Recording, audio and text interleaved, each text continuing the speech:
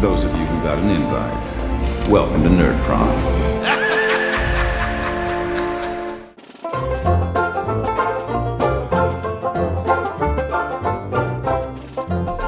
The Murder Hobo Show presents the Savage Rifter Podcast. Okay, everybody, this one's dedicated to the old country, where I used to sip on bourbon all day.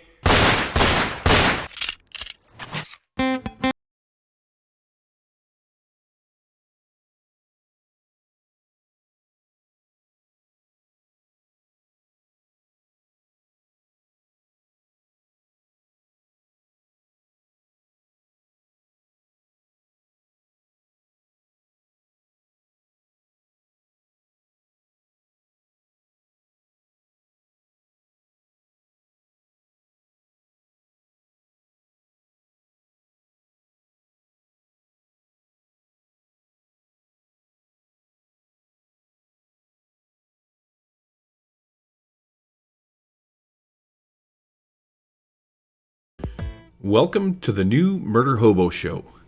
Episode 1, aptly titled, Mulligan. Recorded June 19th, 2019. I am one of your hosts, Gary, aka the Murder Hobo, and I am not here with none other than the man, the myth, the legend. Y'all ready for this? Victor Diaz, also known as Ezra Harden on most social media sites. This is the part of the show where Victor would normally introduce himself and say hello, but the show is changing. So what are those changes, you ask? Well, let me tell you. I have decided that the Savage Rifters and Threats, Treats, and Timers podcast will no longer be produced. Instead, the Murder Hobo Show will be a more generic RPG podcast that will discuss a wide variety of topics related to any RPG. Except Genesis, we reserve the right to not talk about Genesis as I deem it to be a fake RPG with fake dice. This is fake news. Sorry, not sorry. So why the changes? Well, there's actually a lot of reasons. First off is time constraints. We have a small amount of time scheduled for the show, usually between 7 and 9 p.m. on Wednesdays. And being that we're both grown-ass men with families and responsibilities, other things usually come up during that time frame, and the pod takes a back seat. Usually this happens on alternating weekends, and before you know it, a month has gone by and we haven't put out a show. Secondly, I do the show notes and editing, and this can take me a couple of hours to find things to talk about, build the show notes, get the links in order, all of that kind of stuff. If we can't do the show the week the notes are written, they generally become useless, as some notes are time sensitive, like Kickstarters, which will usually end before we get the show done, like this current episode, for example. So this leads to the biggest problem, which is me spending hours doing notes that we can no longer use, and I've wasted this time that I could be doing other things with, which really just kind of sucks. So this show actually takes a lot of time to produce. Between show notes and editing out the farts, burps, and weird tangents that I go on before Victor reels me in, a typical show can take 4 to 5 hours to put together.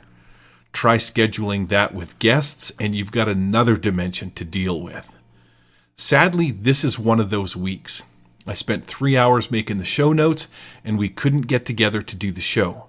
I would have really loved Victor to be here to introduce the new show, but life happens, no worries.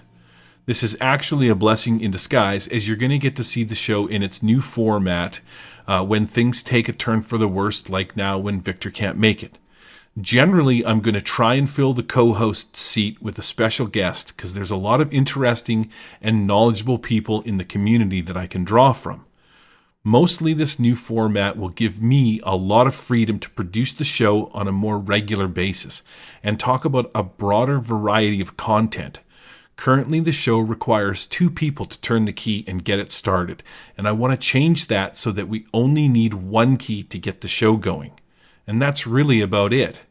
More general topics, more frequent news, more guests, a variety of co-hosts, and a bigger range of time to get the show done.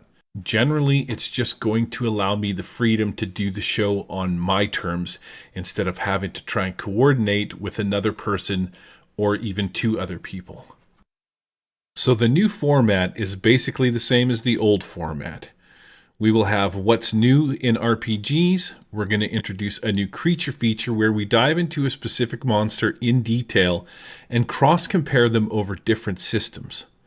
The old-timey adventure excursion is going to be a segment where we talk about an old adventure. We will have show topics like classes. There's only 3. Change my mind with Creven Stouter. Just kidding. F that guy.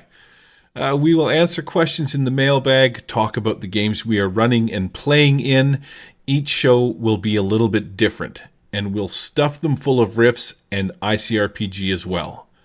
So with that said, let's get on with the show. Then I ran out. I didn't grab no shoes or nothing, Jesus. I ran for my life. And then the smoke got me. I got bronchitis. Ain't nobody got time for that. All right. Welcome to the show, Uncle Jay. I didn't feel like doing this bad boy solo. Sometimes I might, but most of the time I'm not going to. So I invited my buddy Uncle Jay to come on the show, talk about what's new, some creature feature stuff, and seeing as how you've been talking quite a bit about Crystal Hearts, I figured I'd get you on there and we could shoot the breeze about that. That sounds good, man. I appreciate you having me on here. Oh, you say that now, but the show's not over. That's true. That's true. In the news today, let's see what we got going on here. We got a bunch of Kickstarters that are going on. Some of them are possibly going to be expired by the time I get this show edited and out to post, but that's all right. The first one we want to talk about is this Creature Feature Quarterly Volume 5. This is a small 5th edition compatible monster zine. It's about, at the time I wrote the show notes, man, it was $158 and $90, Uncle Jay. So, you know what? It's funded, right? Yeah, right. And what was the goal? 90 bucks. See there, and see that's 90 Canadian because I actually looked at mine over here. That's 69 American, my boy. Oh, is it? So it's already so it's already funded. Well, that's good. I mean, 69 is kind of a sweet number. Yeah, it's popped up to 208 of 90. Unfortunately, there's only 3 days left to go. For $3 American, Uncle Jay, you can get a PDF version of this zine, including PNG files for paper mini designs and VTT tokens, my man. Now, see, here's what I'm doing too with a lot of these new products that are coming out, especially with Suede and some others that have hit the radar. I'm collecting like VTT tokens like a madman. I'm just like accumulating. I have my own separate folder in Google Drive, and that's starting to eat up space. And I'm like, man, it's starting to be like a VTT hoarder, for this stuff. So that's a good deal, man. Right? It's a good thing it's digital. Could you imagine how much stuff you'd have if it was all physical? Oh. This Kickstarter is totally low rent, man. If you watch the video, it is like epic cheese. But it's kind of cool, man. You get... how many was it? So it's 13 new monsters for your 5th edition game. Or if you play an ICRPG, super easy to convert. Even Savage Worlds is really easy to convert stuff into. That has this really cool old school look to it, which is, it's the old school black and white OSR DCC kind of stuff. But 13 monsters, descriptions, a little bit of lore, adventure seeds, and then, man, paper minis and VTT tokens is pretty sweet. So I think I threw in for $12, but that's going to get me the previous 4 episodes of this. So, you can't go wrong with that, man. The guy that puts it out, by the looks of it, is in Vietnam. So maybe $90 Canadian is like $1 million in Vietnamese money or something. I don't know. I think you just paid for his mortgage. I just bought this guy.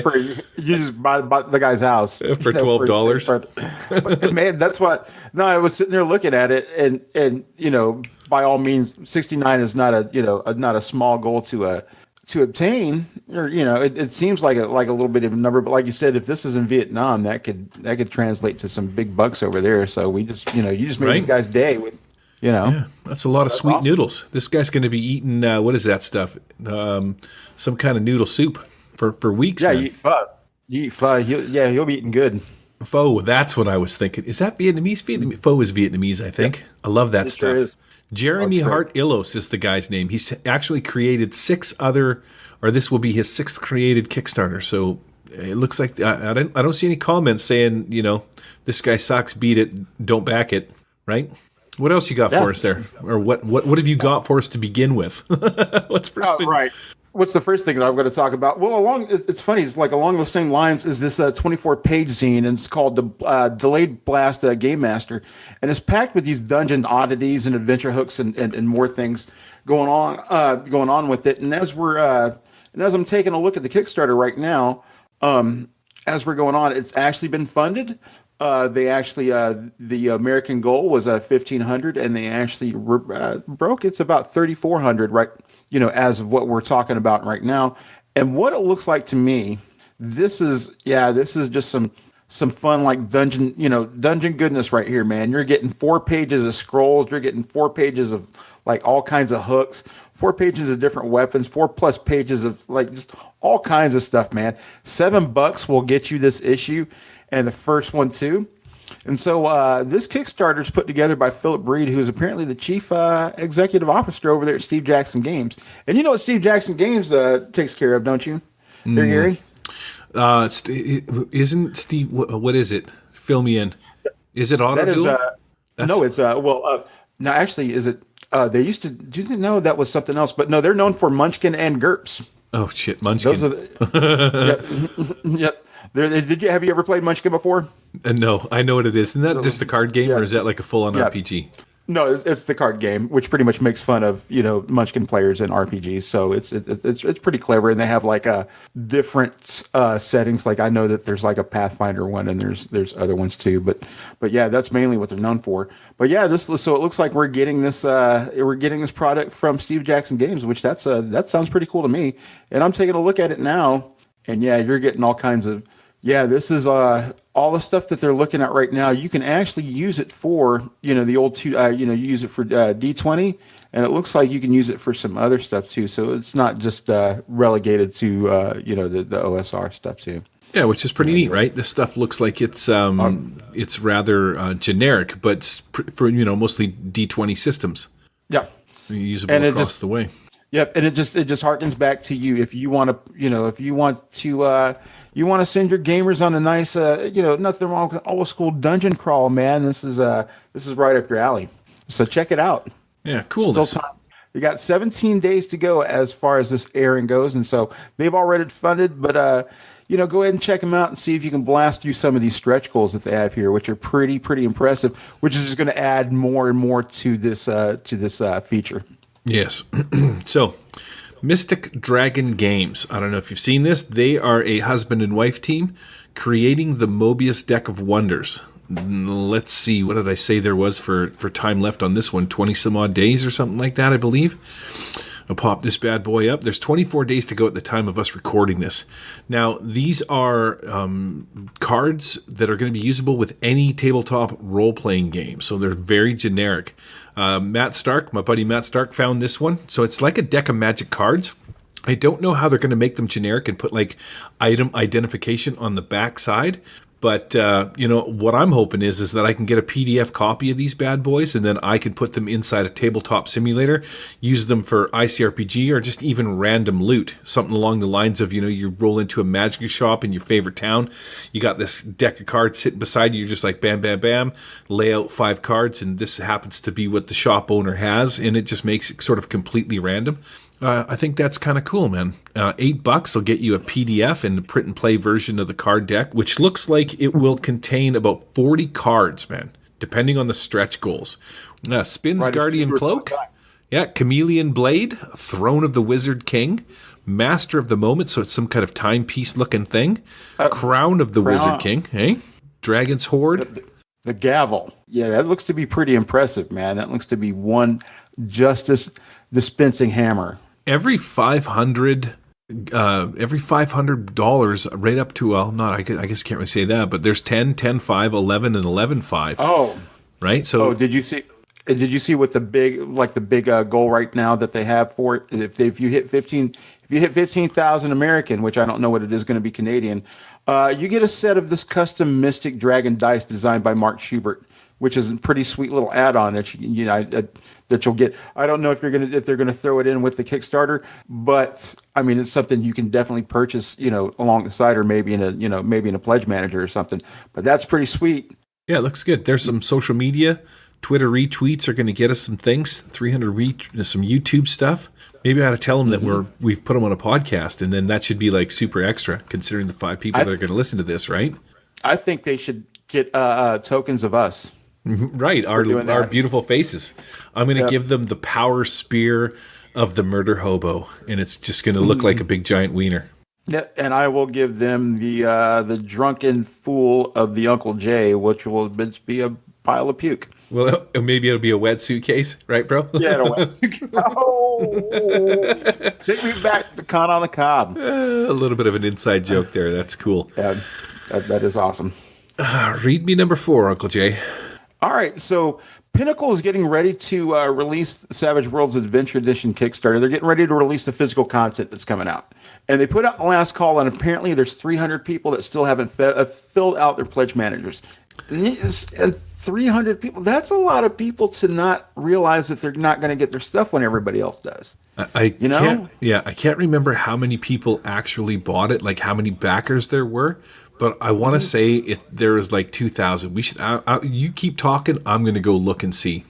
Yeah. So here's the thing: if anybody's listening out there who pledged to the Kickstarter, go ahead and make sure that you check your emails and double check and make sure that you're all good, that you're getting your stuff. Because I mean, them things is shipping soon. Like I want to say here in the next week or so.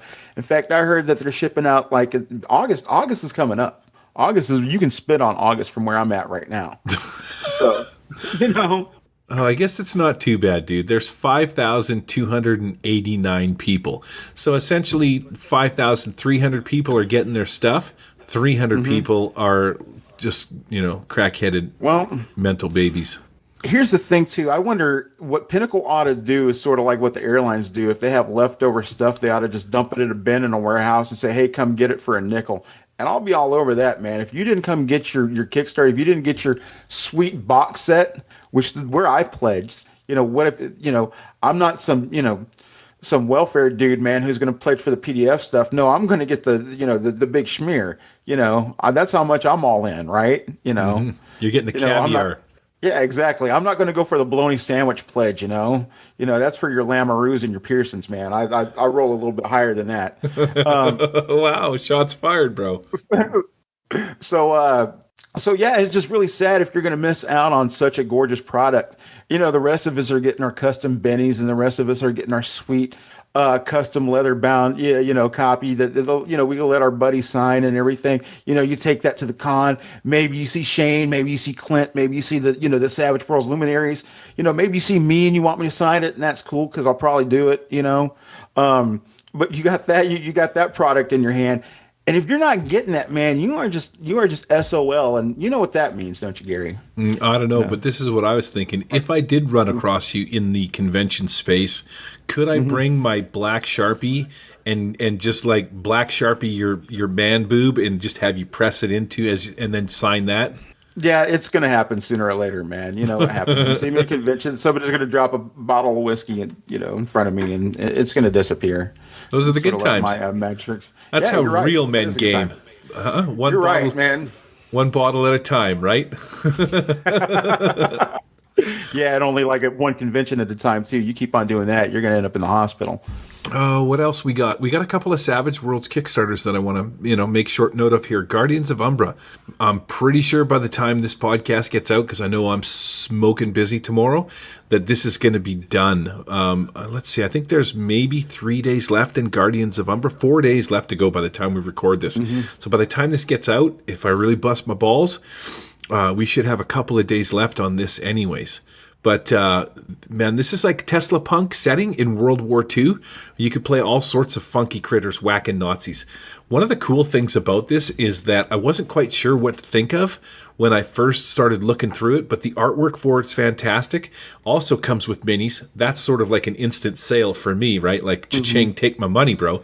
But when I was looking at it, we had the creator guy come on the show, like one of the writers and stuff like that came on the show, and he sold me this like you would not believe. There's a goblin in here that will sift through the war-torn battlefield and take like parts off, like an eyeball or like a heart or something like that. And he throws them in his little pouch, and you use those bits from your fallen compadres or your fallen foes to cast magic and stuff or get special abilities. It's pretty neat, man. I liked that. No, that sounds really cool. In fact, I need to go back and check out more of the when you guys were talking about that on the Wild Eye and whatnot, because I didn't get to hear a whole lot of it, but I want to go back and check it out, especially now that it's in Kickstarter form. And it's already funded, which is definitely good news. The good thing too is once it's funded, we can always push for more stretch goals, and it looks like they're getting ready to. Here's the thing too. Check this out. If they do it, and I want to say they're getting really close. Yep, if they're getting really close, the first stretch goal is Guardians of Umbra.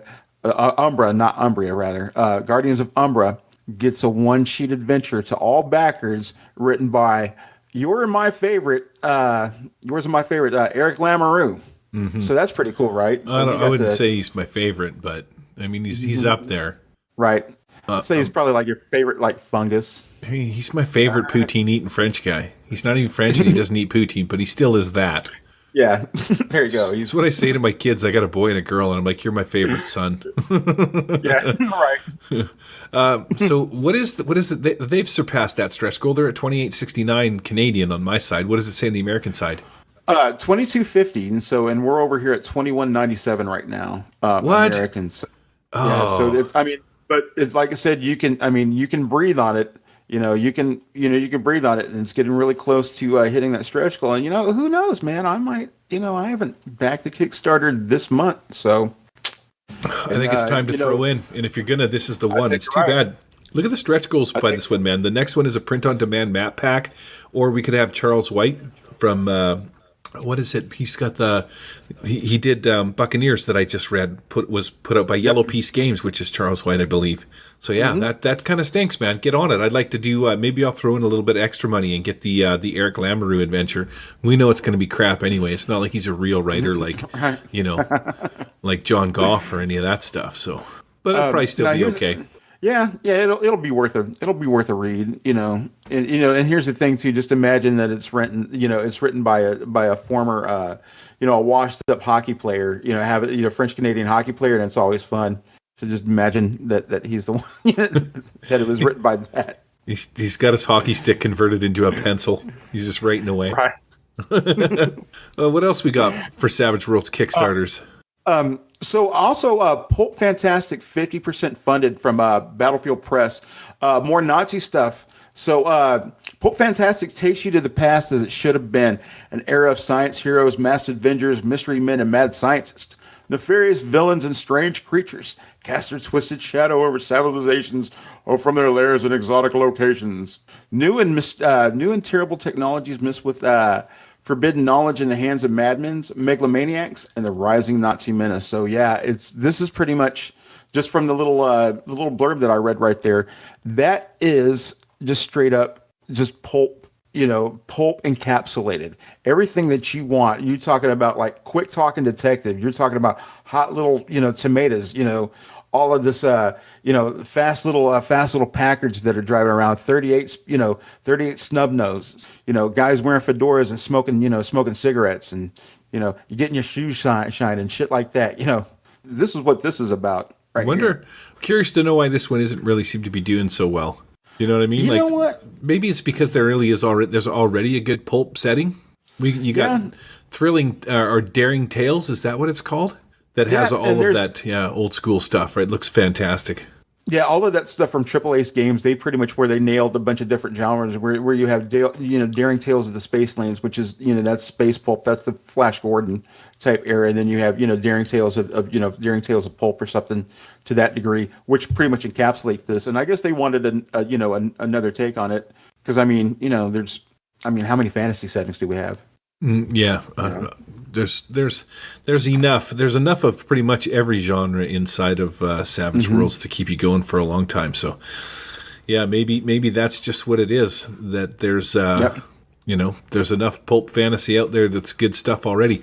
I played in one of John Steve's adventures a while back that was fantastic. We rolled into the jungle, went into this old pyramid. There was Nazis. We were blasting them all up.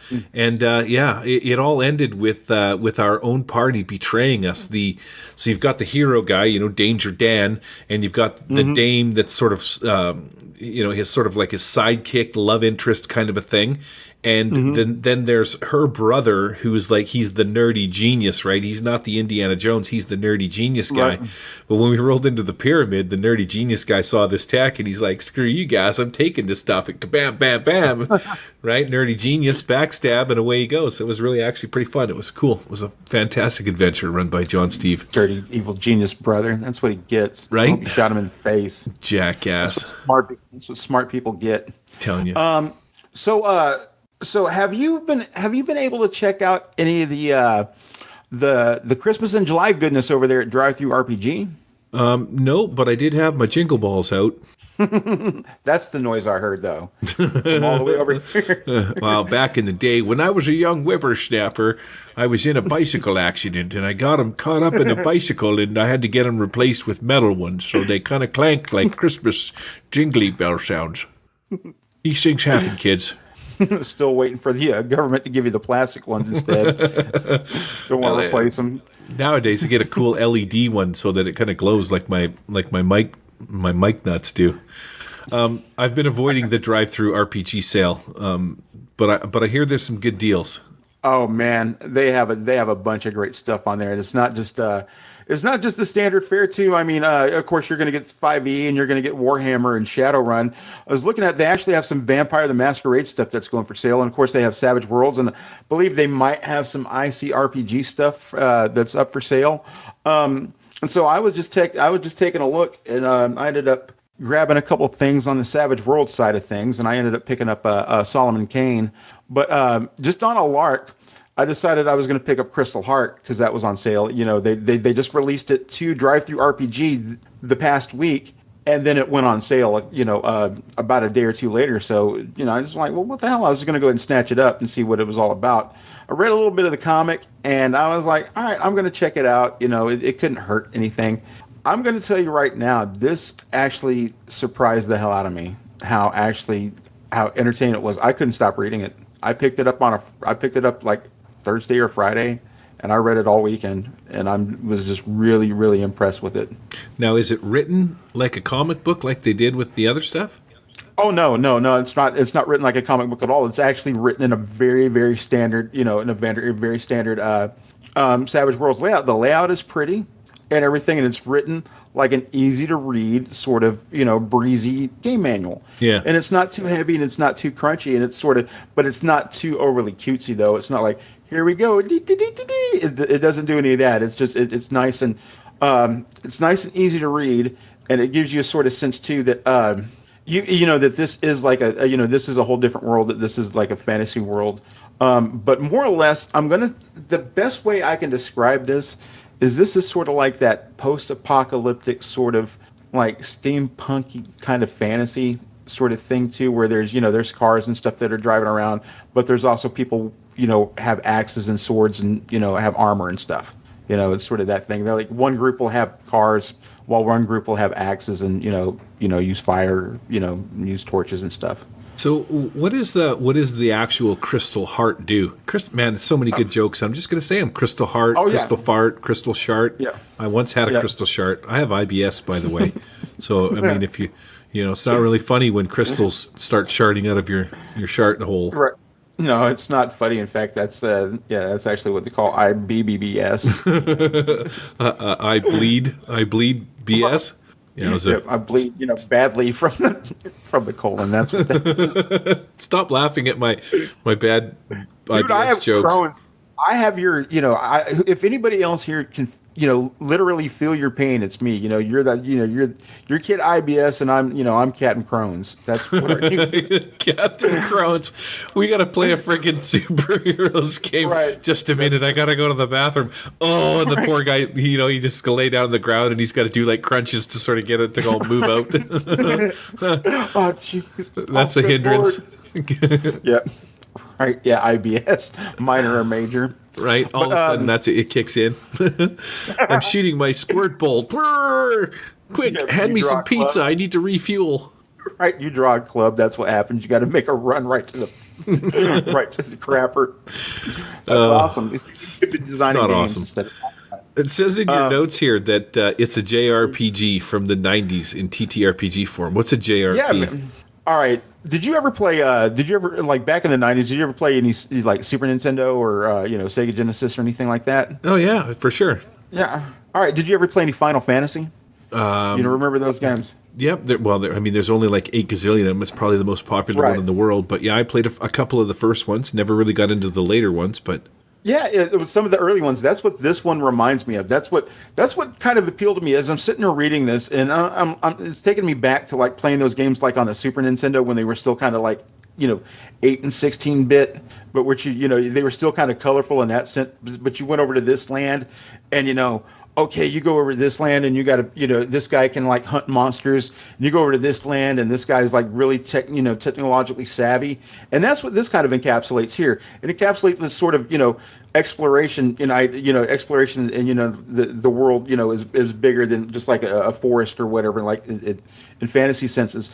You got one area that's sort of like this, I want to say it's like Transylvania, like Eastern European.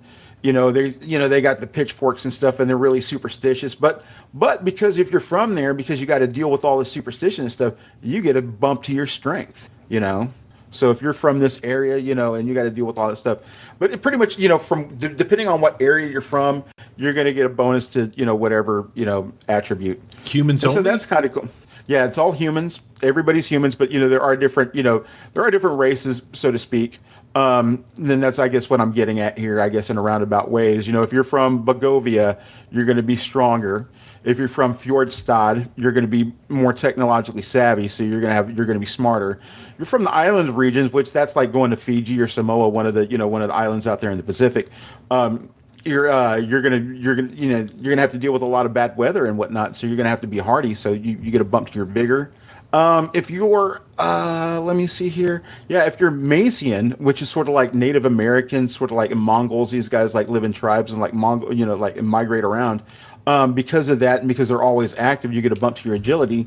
And if you're from Zingama, because these guys actually have the only like real government in the world here, and because they're so vibrant and they're so active, and so willful, they get a bump to their spirit. So, the five people, 5 races, and they get, each one gets a bump to their, attribute. And so that's kind of cool. So that reminds me of, like the old Final Fantasy games, but especially, it's really the crystals that really kind of drive it home for me as far as that goes.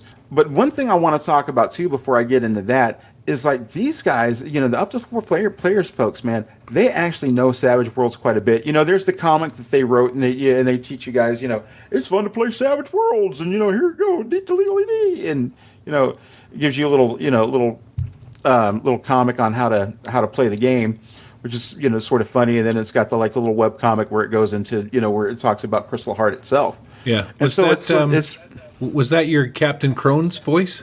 I guess so. Captain Crones. Oh no! I'll save you. Oh, good gosh, golly! Right. Oh crap! And then that's what happens. So these guys, they go out and they write about Savage Worlds, and so they if you're going to go and write a comic about it, you kind of have to know the system. And yeah, they write the comic in a cutesy sort of way, like maybe it's gravitated towards kids, maybe it's not. I don't know. I read the comic, when I started getting into Savage Worlds, and I found it to be very helpful.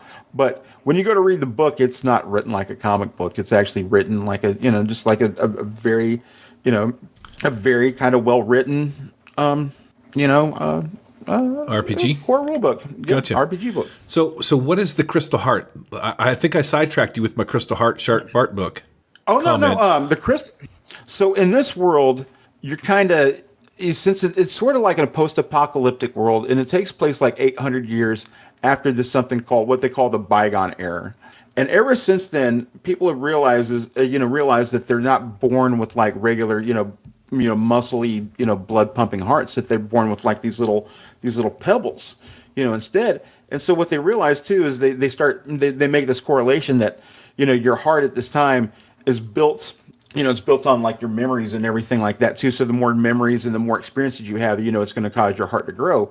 But what they ended up finding out is if you remove the heart and you replace it with these crystals that they find, these crystals that produce all these energies, you get like these different powers and you get these different abilities, but also too, you take on the disposition that this crystal sort of emanates. So what? That sounds so freaking weird. Who thought of that? Hear me out here for a second. This is akin to riding, like bull riding. Like, who's the first a-hole that hopped on a bull, decided to strap some friggin' rubber bands around the bull's ball sack and give him a smack and said, "Hey, hang on for 10 seconds, Jimmy." Right? Like, who's the first one that said, "Hey, let's rip your chest open and try and replace your friggin' heart with these"? How do you even accidentally stumble across something like that? Well, it's funny you mentioned that too, because there's an organization that found out that if they interact with these crystals that are out here in the world, because if you go and touch them, they end up going, if these crystals hang out in the world, and when they're not controlled, they go feral, and they just produce all these weird sort of effects and everything. In fact, they can completely take over a town or a community just based on their effects, based on these feral crystals. Well, this organization called SYN, and that's SYN. I guess that's how you pronounce it. And that's how that's how it's spelled. That's how I'm going to pronounce it. I don't know if it's spelled sign or whatever, but no, SYN, and that's how my little voice reader pronounces it. So that's what I'm going to go with. But SYN, this organization, they figured out a way to harness the power safely for a human to do so, and that's with this crystal, where they replace your heart with the crystal. So I think it is some mad scientist effects or something like that, and maybe it's some technology from the bygone era. And in fact, that's what you're kind of left to determine, how these crystals are here, what the real cause of them, and in fact, what the whole real cause of SYN is. This organization that you as a player end up working for. It sounds weird. It's weird in the sense that there have been some, if I think back to like some games like like Final Fantasy VII, where you had this, you had these crystals called materia, and you didn't necessarily put them in your heart, but you put them in like a bracelet or something, and you got like magic powers. But I don't know, man. Maybe they watched some Iron Man or something, and like, okay, we're just going to replace your heart, with this crystal. But if you read more about it, and I don't want to go into any spoilers or anything like that too, because it brings some interesting concepts, you're going to find out what exactly, why that is, why, humans' hearts are the way they are, and why the crystals are around. But it's essentially a nice little way to, or nice little compact way to throw some powers into somebody. Could you make a string of crystal beads and maybe put them somewhere inappropriate? These crystals are rather large, so I don't think you want some of those crystals. Oh, and also too, there's one that's actually kind of spiky, so there's not like, these crystals are not like shaped like regular size crystals, if you know what I'm talking about. I feel like Captain Chromes could handle it. Yeah, Captain Chromes might. Yeah, my alter ego might, but I don't know. There's some. Just taking a look at some of these crystals, like there's one that's got like spikes on it that are like 3 to 4 inches long, and it's pretty. Yeah, keep talking. You're kind of arousing me a little bit. I feel like Victor's going to want to have nothing to do with this podcast after years. And he's gonna. Yeah, he's cutting ties and running for the hills, man. It's like done. Remove all likenesses from the Murder Hobo Show once this is over. But seriously though, it's sort of like, you get these. So SYN, this organization that goes out in the world, they grab these crystals because they do produce a lot of power, and they have found a way to to safely insert that into a human being so they can in total like harness that power with lube. Yeah, with lube.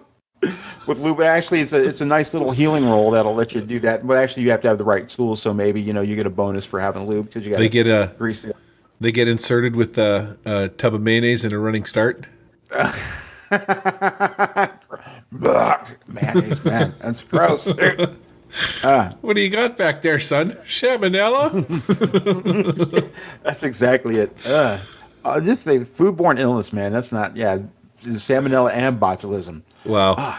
Oh man, this podcast is taking a turn for the worse. But or the best is the way I see it. But yeah, you start off, and here's the thing too, is you start off as novice and you have access to like novice level crystals. And then, as you progress, there's actually different levels of crystals. And in fact, there's actually legendary crystals in the world, but there's only like 5 of them and they represent like each one of the lands. But like, if you imagine like, those are some heavy duty ones and they're too powerful for like for the PCs to get or something, but they have those floating out in the world, but you do have the chance to get like mix and match crystals. If you're tired of the one, let's say you picked up Bubble, which lets you emit a force field around you, and it lets you actually propel like a little bubble out of your hand, and you bop somebody in the face for strength plus D4 damage. That's pretty cool, right? But if you get tired of that, you can switch over to something called Ricochet, which lets you you can always throw. You keep throwing things, and you can always. You get a boost to like shooting and athletics if you decide to use that. And actually, you got something called True Aim. And if you decide not to move, and you decide just to perfectly just decide that you're going to take one shot, you can like aim and shoot in the same turn without taking a multi-action. Wow. So on a scale of 1 to 10, you're actually quite turned on by this book. Is sort of like a weird thing to say. Yeah, well, as far as like a middle-aged dude's going to get turned on by an RPG that's has very few scantily clad women in it, but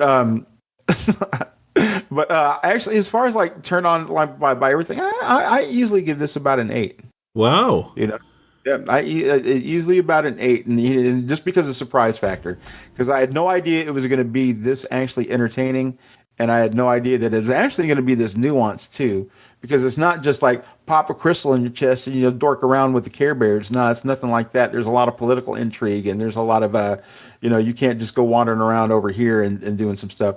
In fact, I'd almost get some. In fact, I don't know a whole lot about it, so I might be speaking out of my ass here, but I get some Eberron hints to this game.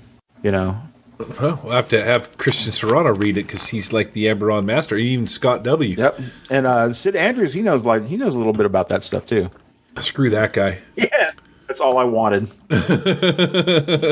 What was I going to say? I was going to say a thing about a thing, but I forgot what it was. Oh, isn't there drugs and stuff like that going on inside this? Shouldn't they have called it like crystal meth instead of crystal hearts?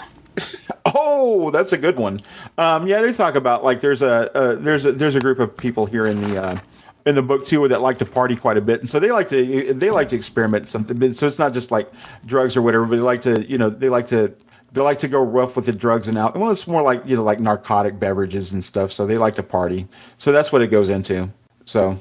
Wow, but I don't think it doesn't reference anybody like snorting coke off like anybody's boobs or anything like that. But it's so it's not a real RPG. That's what you're saying, right? Right. It's not Fear and Loathing in Las Vegas, the RPG, but it talks about like this one group of citizens. They kind of like to party. So wow, that's pretty cool. So an 8 out of 10 from Uncle Jay. Wow. 8 out of 10. I'm going to have to top this thing or throw this thing into my reading list and take a peek at it if I get my phone working. Don't let the cutesy art fool you. I mean, it's cool or whatever, and it sort of looks, very anime-esque, but there's a lot of nuance to it. I was really surprised by it. Nice. All right. Well, that's going to wrap up the news section. So let's shoot over to one of the new features that we're doing.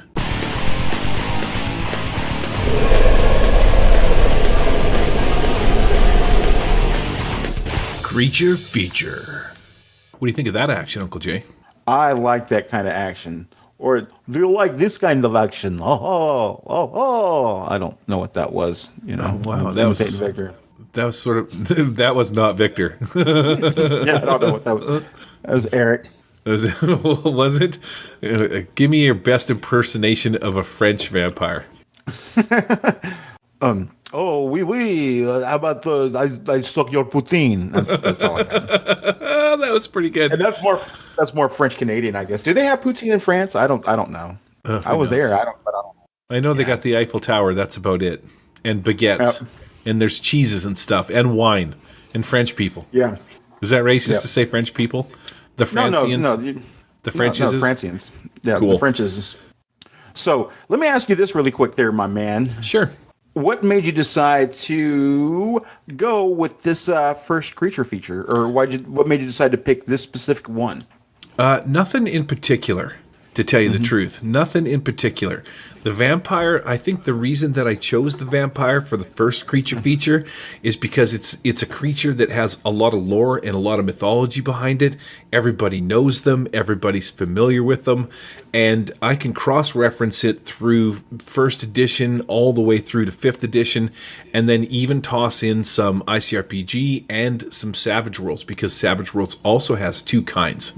So yeah, for our very first creature feature, I chose the infamous vampire. So, what's a vampire, Uncle Jay? You know what they are. Poutine sucking, cheese curd eating, IBS having, Captain... No, they're not, sorry. Man, vampires have been reworked in so many different ways over time. It's really impossible to pin them down other than to say that they need to drink your blood and they will kill you deader than fried chicken. Deader than fried chicken. Better than fried chicken. You know, you had True Blood, the TV show, which kind of gave you like sexy, campy vampires that gain powers over time. You know, they lived in the dark and then they burned. They went outside, they would burn to death. Twilight had the little sparkly, like, I don't want to drink your blood, vampires. You know, I just want to live in the forest. You know, I've never seen it, but that's exactly it. You don't have to go see it. That's a perfect representation of the movie. Yeah, they glittered when they stepped in the light like diamonds, which I don't know what that means. Oh, you've never seen the show? No, I've never seen anything Twilight, which is awesome because seriously, it's like world's prettiest friggin' boy is this vampire, and when he steps into the sunlight, he glows like this shimmering golden glow, and he's like, this is how they can tell that we're not normal, because he glows. He doesn't light on fire like a real frickin' man. No, this guy, he sparkles in his chest, and his nips get all like, it's yeah. Well, maybe not, his nipples don't do that, but I mean, seriously, that's what happens. And then, of course, it shows the girl, and she's just like, like just friggin' drooling in the background as this guy stands out and starts sparkling. Who sparkles? That ruined vampires for me. Anyways, I think maybe has anybody determined that maybe all of Twilight was really just a bad episode of Shrooms? It has to have been. I don't think that nobody can dispute that. Nobody can actually dispute reading the books as a bad episode of Shrooms either. You know, nobody like watching the movies or reading the books either. So I'm going to go on record to say that's exactly what a Twilight experience is.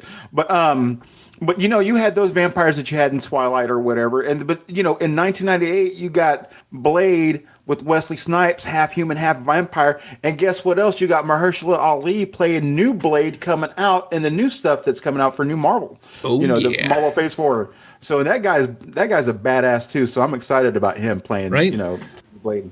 Those are the real kinds of vampires. So at least they're my kinds of vampires, man. The kind that move really fast, the kind that can manipulate your mind and control your brains and, suck your blood and stuff like that. Those are the ones I like. I like those too. Yeah, they're the best ones, man. They're way better than glitter. Like, what are you going to do? What's your superpower? I glitter. I sparkle. Really? I'm really shiny. Imagine, I can help you find the keys. Yeah, I don't know what...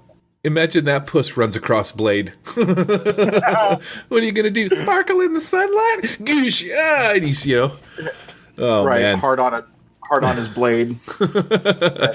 1993, second edition vampires, pretty kick-ass, man. 1 to 4 of these chaotic evil undead will appear with a THAC0 of 11. They aren't really that hard to hit, but the clincher is they can't be harmed with non-magical weapons.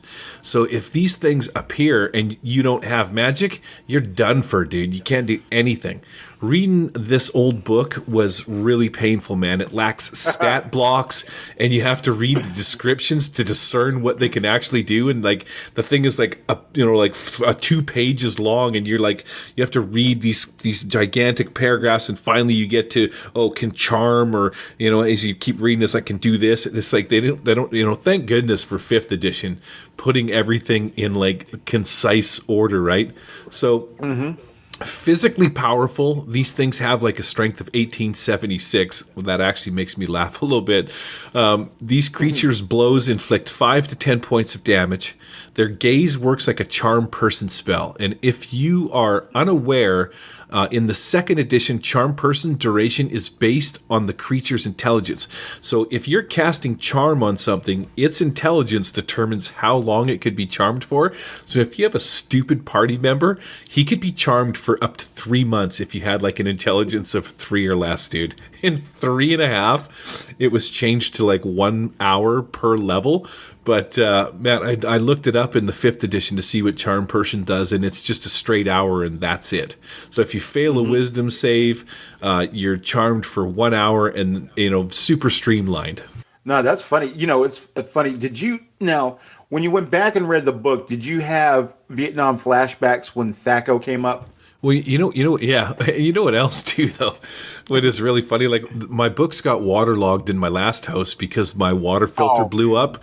And so they kind of got, I don't want to, they look like they were a teenage boy's Playboys that he had one of, you know what I mean? Like the pages were crusted together. I had to peel them apart and stuff, but I did this way back in the day, and I tried to dry them and, get all the stains and stuff off of them, but I still kept them. There's no way I could part with these old books. So this one wasn't actually too bad, but yeah. Poor, jeez. So you're talking about second edition vampires. Well, the first edition vamps, they were immune to sleep, charm, and hold. You couldn't poison them.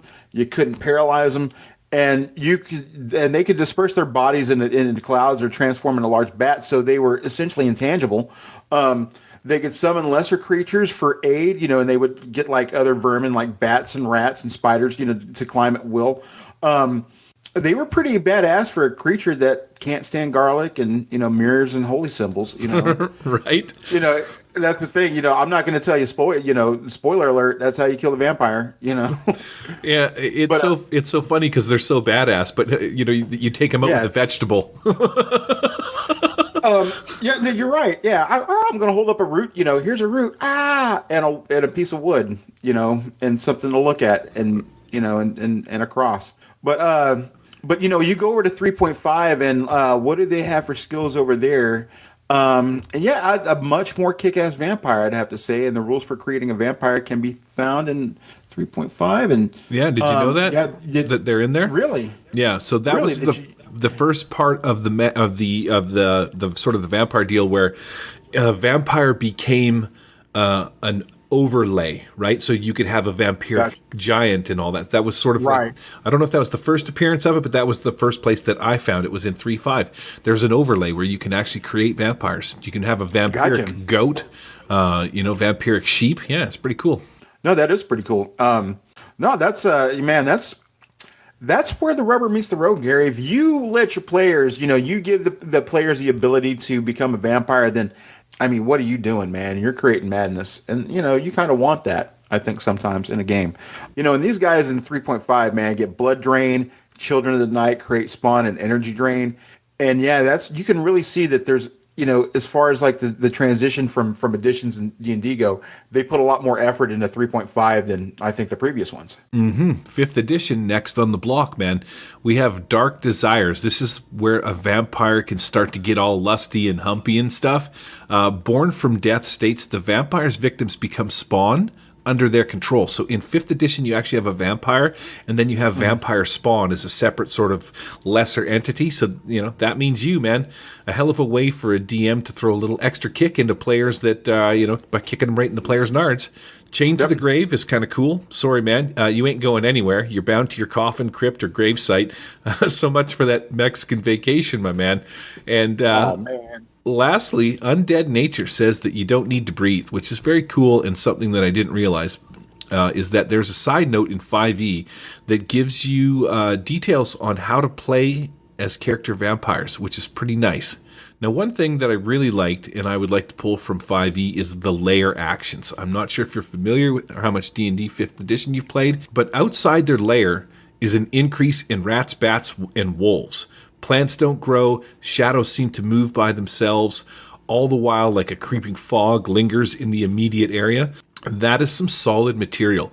Vampires are lawful evil in 5th edition, and they can shape change.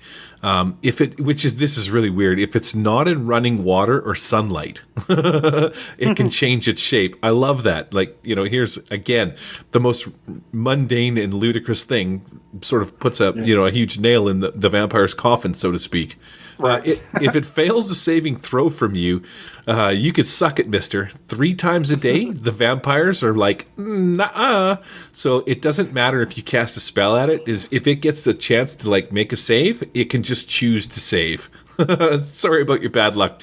When you smash it down to 0 and you think that it's crushed, this blood-sucking turd bag, bonk, Misty escape. See ya. He's out of there.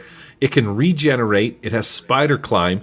But it can't come into your house without an invitation. Another thing that is super freaking hilarious. It's actually really funny because if you've seen True Blood, there's this one scene where a vampire comes and knocks at the door. Guy opens the door, sees the vampire. He's like, hey, buddy, throws a charm on him. Invite me into your house. Next thing you know, utter carnage, man. You're on a plate with a garnish, dude. Yeah, you can't come into my house without an invitation, but I can charm you and have you invite me. So you know what I mean? You're screwed, dude. Right? That's pretty freaking hilarious.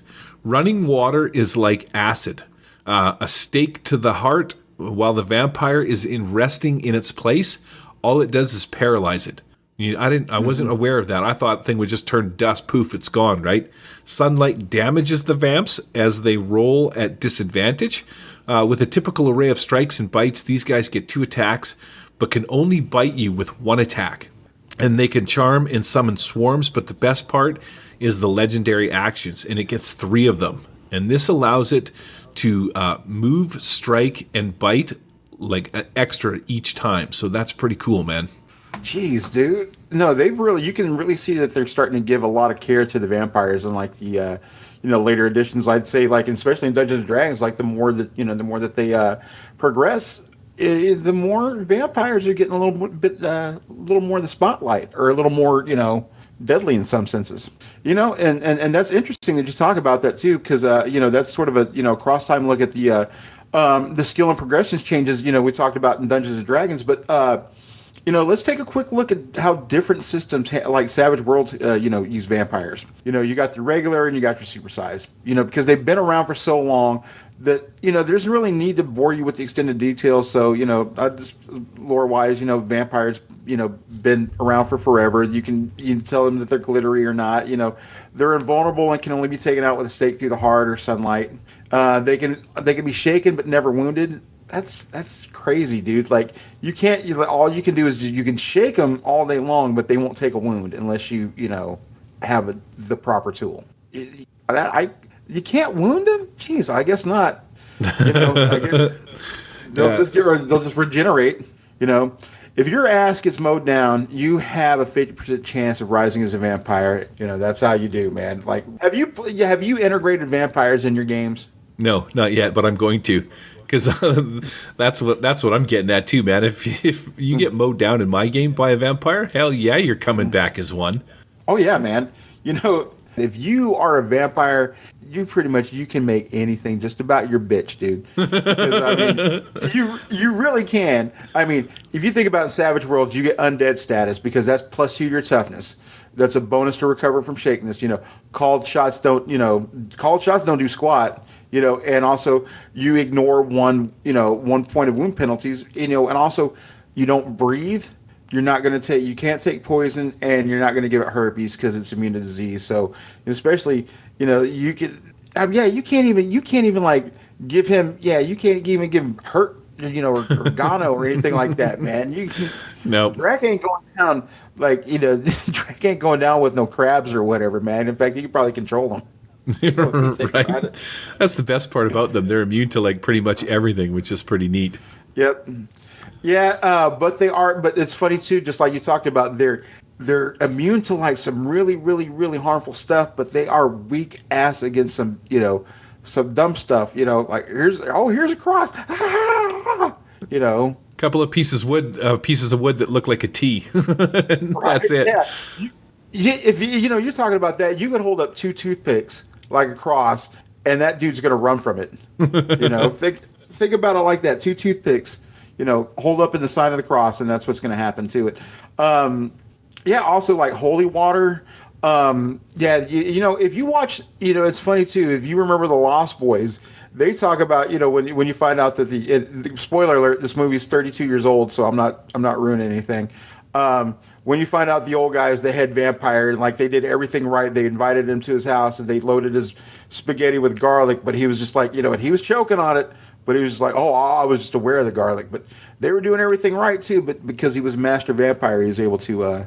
He still couldn't come into the house without being invited. That is too funny, man. I remember that. Now that you mention it, I haven't seen that show in so long. But yeah, I remember the scene where they put garlic in his spaghetti, and he wouldn't come into the house without an invitation. Right. But you still didn't know whether or not he was a vampire or not, which was pretty funny. Yeah, and you were led to believe, oh no, this guy, no, he's not a vamp, man. Possibly, but then of course he was a vampire there at the end. But yeah, they can't come to your house unless you're invited. But if you stab his ass in the heart, poof, dust. I love it, man.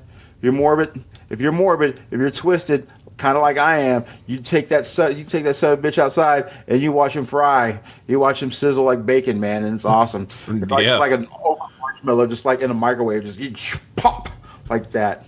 That's the best. There's some pretty good scenes inside of True Blood for how you would dispose of a vampire. And they take this one guy, I think after he's been fried a little bit in the sunlight, they take him and they put him in a hole and bury him in concrete. And he's alive in there because that's not how you kill him, right? Like, so he's still alive and kicking. He comes out, gets a little bit of blood back and stuff like that, starts sucking on some people and whatnot, and before you know it, this dude is like full on back in action. But could you imagine being like burnt to a crisp and stuck in a concrete block, in a parking lot somewhere for like hundreds of years? Oh man, dude, that's miserable, man. I mean, and that's you can really torture a vampire doing some shit like that too. The ancient vamps, in Savage Worlds are a little nastier than just the regular ones too, of course. Because they can change form into a wolf or a bat, and they can charm your ass with Puppet, man. And Puppet is nasty, and you can turn into a mist, and you can summon a swarm, which is a personal favorite of mine in Savage Worlds. As they auto hit, you just roll damage, dude. Yep, Swarm is top notch, man. I tell you my stupid story. I didn't know how swarms worked. I didn't realize they auto hit. So when I was playing some 50 Fathoms, gotta mention the 50 Fathoms, I did this adventure where my players had to jump off the boat into the water and swim ashore. And so I was going to hit them with swarms of piranhas. And I'm like, there's no to hit. This sucks. I don't know how to work it. I didn't realize that a swarm would auto hit, and I just needed to roll damage. So yeah, my freaking badass swarm of piranhas turned into a bunch of potato heads until I figured out that they freaking auto hit. Then they became quite nasty, man. Puppet. Yeah. That's what I'm talking about. That's how you make a player your bitch. You basically attack him with the vampire, turn him into a vampire, and then you NPC the head vampire guy as his boss, and you're like, no, you're going to go do this. And all of a sudden your player's like, oh, okay, I will go kill this person because he's under the effects of that sweet charm. Yep. And I'm making my players do all sorts of stuff they don't want to do that way until they could figure out a way to dispose of the guy, and you know what I mean? That's the way to go. That's very cool, man. This is kind of neat. I really like that in vampires, the way different systems handle them and stuff like that. So let's wrap this up with the vampire talk, because all around vampires are pretty diverse creatures. I would be remiss if I didn't mention the most famous of vampires in role-playing games, which is Strahd von Zarovich. If you're interested in a good read about Strahd and his background, I'm going to suggest one of the first books that I ever read in the Ravenloft series called Vampires of the Mist. This is like 1980s. When he was in this, the Ravenloft series is a fantastic. All of them are good reads, man. Second one's really cool too, called Night of the Black Rose. In Night of the Black Rose, I don't know if you're aware, but check out my tattoo. I don't know if you can see it. That's Lord Soth, man. Nice. Yeah, that's cool as hell. It's from the cover of Night of the Black Rose, which is really cool. It's the Night of the Black Rose is the story of Lord Soth, the Death Knight, and how he sort of fell from grace and stuff like that. But in Night of the Black Rose, he gets transported into, I want to say Barovia, but it's not Barovia. He gets transported into Ravenloft and ends up in Barovia, or going to Barovia to talk to Strahd, and then the two of them get in this, sort of a scuffle because neither one of them takes shit from anybody, right? So it's both of them are really good. But that's the first ever creature feature, man. So here's an idea for some sweet vampire destruction. Now, if you're going to hit your party up with a group of these guys, cold nights by the campfire. Just one guy is on watch, everyone else is sleeping. A group of these frickin' bloodsuckers descends on him with the sole purpose of reducing the watchman to like a raisin-like state. Get in, blast your players, make haste so that the players can't exact their revenge, and just leave him crying by the campfire in a puddle of his own blood and urine, man. That's the way I like to roll. Drag him off if you want to throw make it be like a feedback. You could torture him, throw him in a dungeon somewhere, and just keep him there, feeding these vampires or something like that in a nearby cemetery until he gets rescued by your players. And then they have to wade through like a horde of undead. You know what I mean? That's pretty good. If you can get a player in a sleeping bag, that is like, this is the part where in the show notes where I wrote insert burrito jokes here. I'm thinking pinata jokes. Right? Something along those lines, man. Vampires. Great for any story, buddy? No, I agree, man. And the way that you talk about using vampire, where it's in the middle of the night and you having that sneaky bastard come in and going in there sucking somebody's blood and getting the hell out of there before, any of them see what's coming. That's how a vampire should operate, man. Apex predator. You can't see. You don't know what's going on. Scary AF.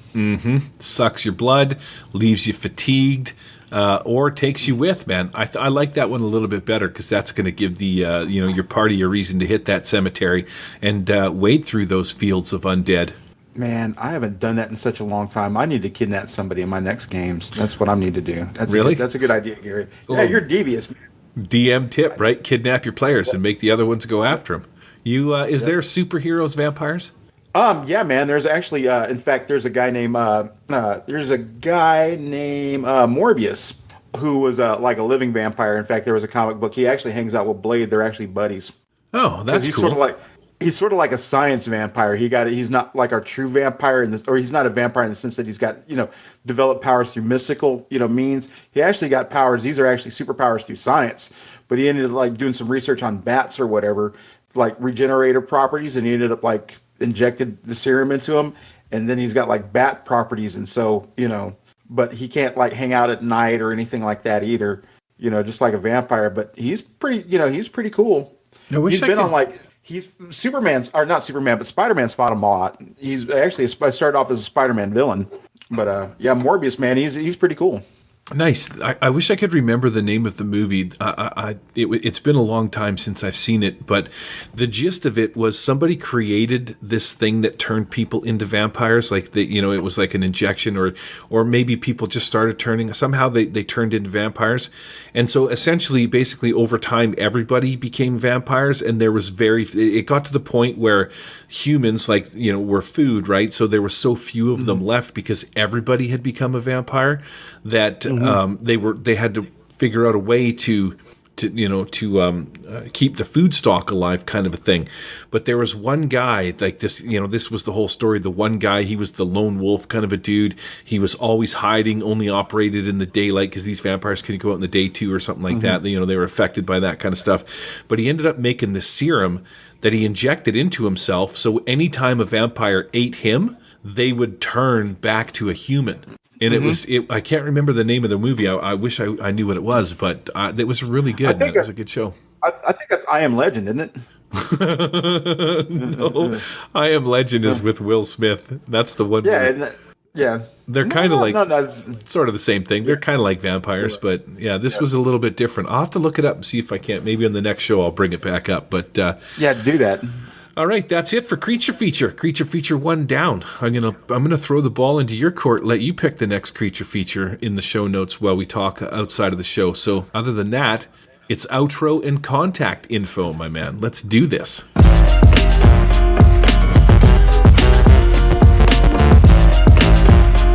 That's it for this edition of the Murder Hobo Show. We hope you enjoyed it and the new changes to the show.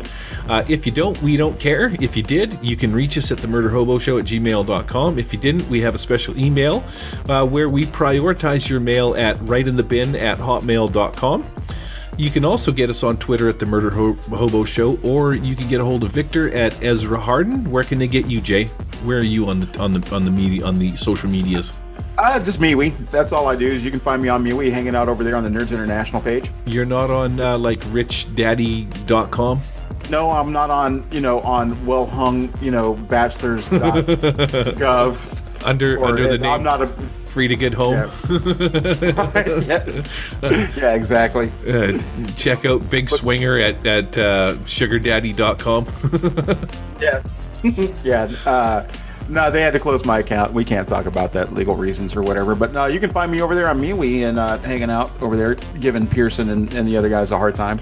That's what we're good for. Yep. But here's the thing too: is you can links to the things we talked about can be found here in the show notes at Murder Hobo Show at podbean.podbean.com. And we'll post our things at MeWe as well. And also you can find the great international shows on MeWe there. It's such classic as Imaginary Ramblings, Finding the Narrative, the Wild Eye Podcast. What are some of the other guys? Whatever Pearson decides to do for the week. The ADD Show. The ADD Show. He totally needs to start one. That's well played, man. Good job. The ADD Show. Oh, my God. All right. Well, thanks for listening. Be sure to tune in to the next time. I don't know what we're going to be doing, but we're going to have another action-packed show. We're going to talk about some things we know little to nothing about, I think. We're trying to sound professional as we do it. Other than that, have a great gaming week. We're out of here, man. Say goodbye, Uncle Jay. Goodbye, Gary. All right. The Murder Hobo Show is not affiliated with or endorsed by any companies mentioned on this show. Any of the products mentioned on our show or appear on our website are on property and copyright of their respected owners. All items are used under fair use and educational and review purposes. All other items are the intellectual property of the Murder Hobo Show, copyright 2019. All rights reserved.